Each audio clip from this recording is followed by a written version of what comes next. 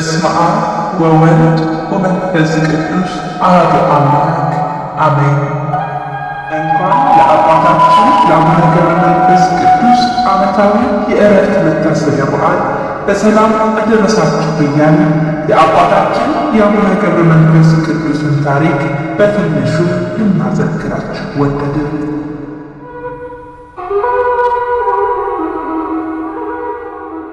እናታቸው ቅድስት አቅሌስያና አባታቸው ቅዱስ ስምዖን ለሂሳ በምትባል አገር ወደ ቤተ ክርስቲያን የሄዱ ልጅ እንዲሰጣቸው 30 ዓመት ሙሉ እግዚአብሔርን ተማጽነው እግዚአብሔርም የለመኑትን የማይነሳ ልመናቸውን ሰማና አቅሌስያ መጋቢት 29 ቀን በብስራተ ገብርኤል ጸነሰች።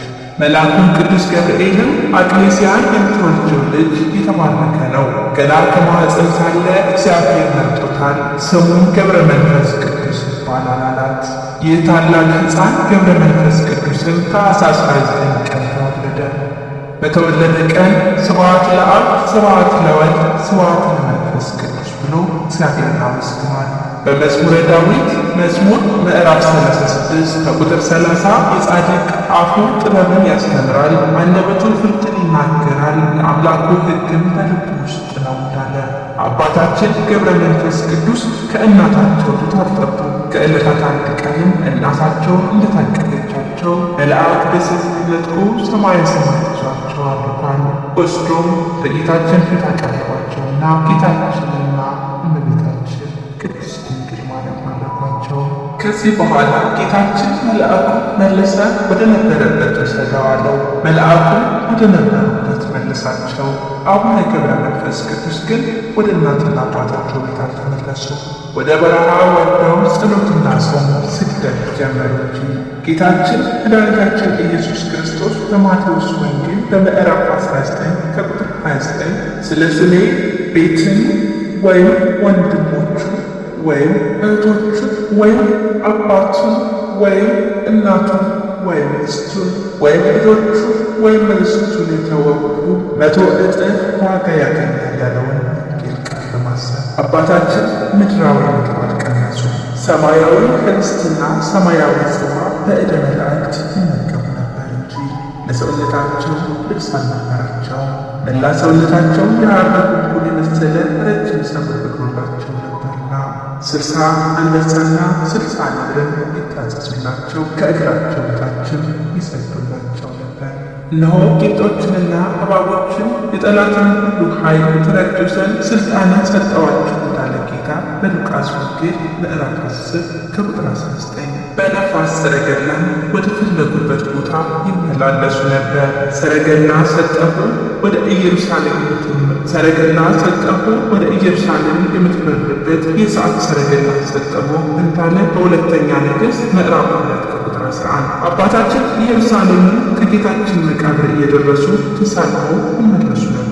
የሚፈልጉበት ቦታም በመባረክት ላይ ተቀምጠው ይመላለሱ ነበር። ከብሕትናቸው ብዛት የተነሳ ሊቀ መላእክት ቅዱስ ገብርኤል ፈቃደ እግዚአብሔር ተገልጾላቸው ወደ ኢትዮጵያ ሂድ ብዙ ነፍሳትን ታድናለህ ብሏቸው በግብፅ 300 ዓመት ከቆዩ በኋላ በ60 ነብርና በ60 አንበሳ ታጅበው በሰባን መብረቅ በነፋስ ሰረገላ ተቀምጠው መልአኩ እየመራቸው ወደ ኢትዮጵያ ደረሱ።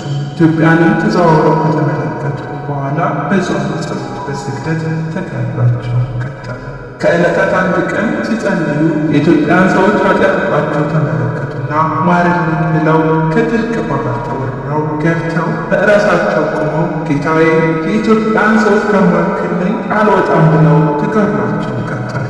ምሬልሃለሁ የሚል ቃል ከሰማይ መጣላቸው። ሁሉንም የኢትዮጵያን ሰዎች ካልማርክልኝ ብለው አጋንንትን እየተዋጉ 100 ዓመት በባህር ውስጥ ኖረው ተጋደሉ። ከዚህ በኋላ ጌታችን ተገለጸላቸውና ሁሉንም የኢትዮጵያን ሰዎች ምሬልሃለሁ፣ ወዳጄ ገብረ መንፈስ ቅዱስ ሆይ ተነስ ብሎ መላ ሰውነታቸው ዳሱ ሙሉ ጤነኛ ያደረጋቸው። ከዛም ወደ ምድረ ከብድ ሄደው ብዙ ተጋደሉ። 7 ዓመት ሲጸልዩ ሰይጣን በኩራት ተመስሎ ውሃ ጠማኝ ያላቸውና የዓይኔን ውሃ ጠጣ እንጂ የውሃስ የሚሰጠኝ የለኝም አሉት። ሰይጣንም ሁለቱንም ዓይናቸውን አቆራቸው። ከትንሽ ቀን በኋላ ቅዱስ ሚካኤልና ቅዱስ ገብርኤል እርፍ ቢሉባቸው እንደ ቀድሞ ብርሃን ሆነላቸው። አላውያን ነገሥታት እምነታቸውን ነቅፈው በእሳት እናቃጥላቸው ብለው እሳት አነደዱ። በእሳት መካከል ተመላልሰው አሳዩአቸው። አናምን ብለው ተነሱባቸው። መብረቅ ከሰማይ አጠፋቸው።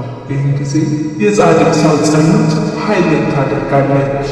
የያዕቆብ መልእክት ከምዕራፍ 5 ቁጥር 16። ነፍሳቸውን ወደ ሲኦል ሲወርድ ተመለከቱ።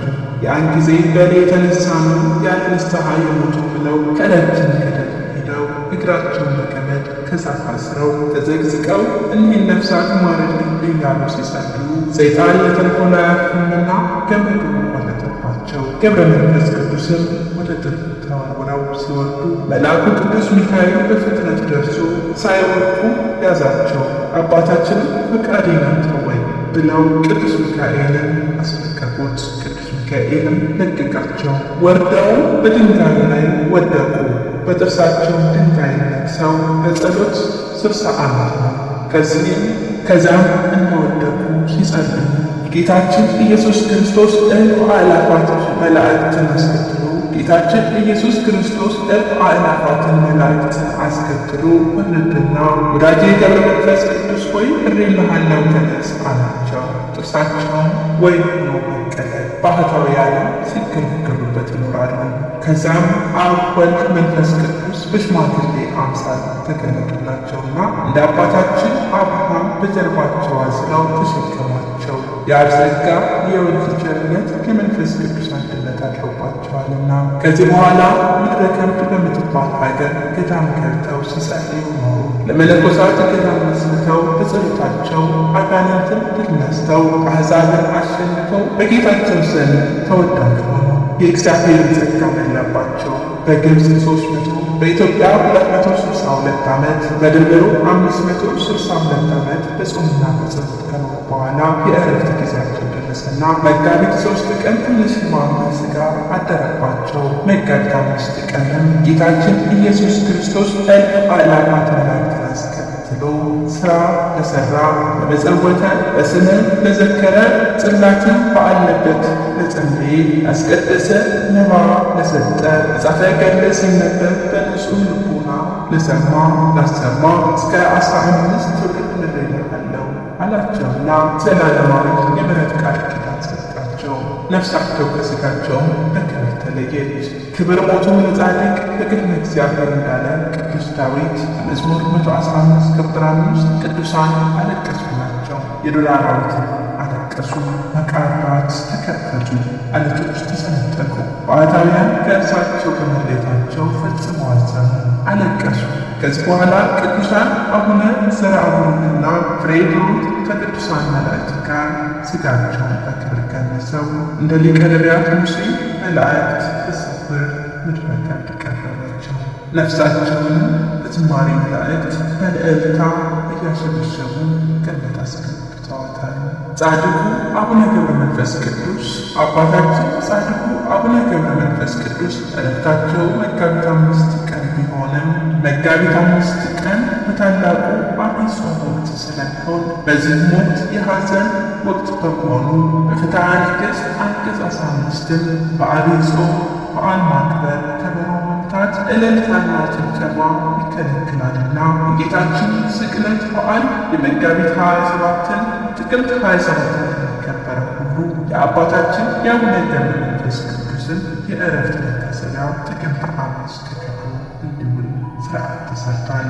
ከዛ ጊዜ ጀምሮ የአባታችን የአቡነ ገብረ መንፈስ ቅዱስን የዕረፍት መታሰቢያ በዓል ጥቅምት 5 እናከብራለን። ወስብሐት ለእግዚአብሔር ወለወላዲቱ ድንግል ወለመስቀሉ